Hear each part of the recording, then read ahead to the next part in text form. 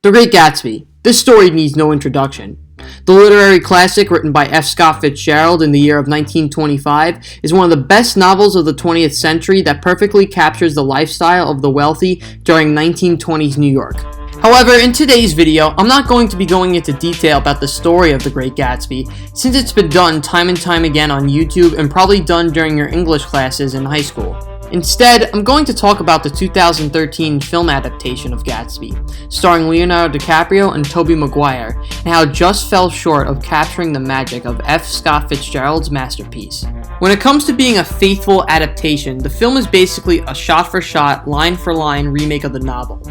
Only subtle differences, such as Gatsby completely freaking out on Tom Buchanan while in Manhattan. You ever taste that? A girl like this. You shut up! Shut up! Shut up!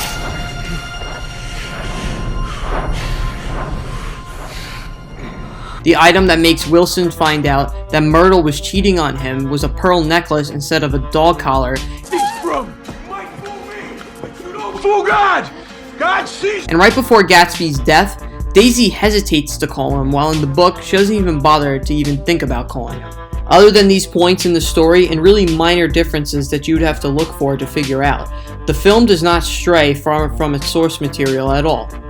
Leonardo DiCaprio was, as expected, brilliant as Jay Gatsby and should have taken home Oscars for his performance, but sadly the Academy Awards is a joke. Trump. Ivanka? Liberals or conservatives were racist? The President of the United States will tweet about in all caps during his 5 a.m. bowel movement tomorrow.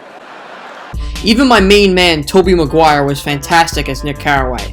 I loved how he played him as a soft-spoken gentleman who did not really fit in the world that he was living in at that time, and even the way Maguire expresses his man crush over Gatsby by putting him on a godlike pedestal is just absolutely brilliant. With all this being said, the film just falls short of greatness for me. While the novel does an excellent job of delving the reader into the setting of the 1920s, the film fails to make me feel like I'm watching a story taking place during the jazz era in New York City. Baz Lurhman is a director that has a style of putting details in your face and shots that are moving and are all over the place. And while that works perfectly for a modern interpretation of Romeo and Juliet, since that is the style that fits within Shakespearean writing, it just doesn't work for a more focused narrative of The Great Gatsby. Some scenes were not filmed behind a real set, and instead filmed behind a green screen, and the shots that they took just really look awful, fake, and goofy.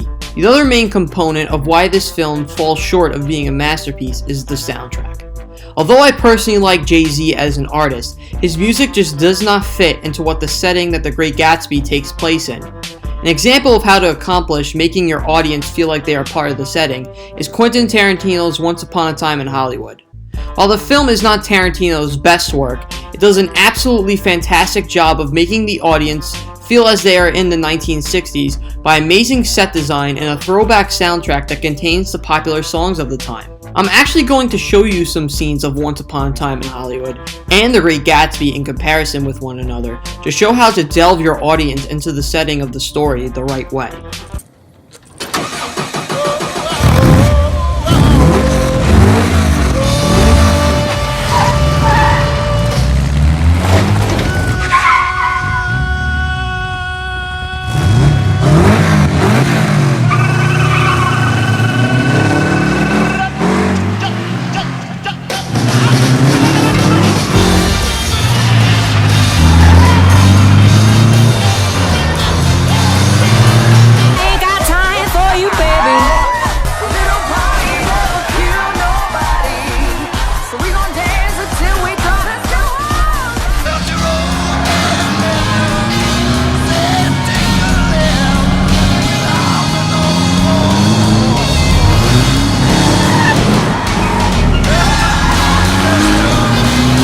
Montenegro. I thought you ought to know something about my life. I didn't want you to think I was...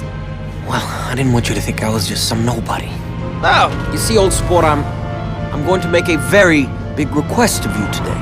A big request? Yes. So with all this being said, I'm going to give The Great Gatsby 2013 a 7.5 out of 10. I love the acting and the story of a timeless classic, However, it just falls short of being a perfect reinvention of the novel of the same name. Anyways guys, thank you for watching this video. Make sure to like, comment, and subscribe, and I'll see you guys next time. Diamonds brilliant and brilliant now. Hot summer nights, mid-July, when you and I were forever wild. The crazy days, city lights.